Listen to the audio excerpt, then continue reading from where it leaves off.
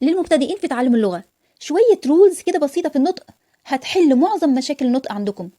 فلو مش عارف تبدأ منين، أنصحك أولا ابدأ بتعلم أصوات the vowel sounds، الحروف المتحركة اللي هي ال A, E, U, I, O، واعرف كويس إن كل حرف من دول ليه صوتين short sound and long sound، وده ليه كلام لوحده. لكن خد عندك مؤقتا رولز كده اعتبرها مسكن لحد ما نتعرف على صوت كل حرف من الحروف دي. نمبر 1، لو E or O جم لوحدهم بآخر الكلمة هننطق E E، والأو هنقولها O، وهو ده اللونج ساوند. نمبر 2، silent E دي في آخر الكلمة بتعمل عجايب. يعني لو نطقت الكلمة دي hit، لو ضفنا silent E في الآخر هنقولها hide، وده اللونج ساوند. نمبر 3، احفظها بقى كده زي ما هي.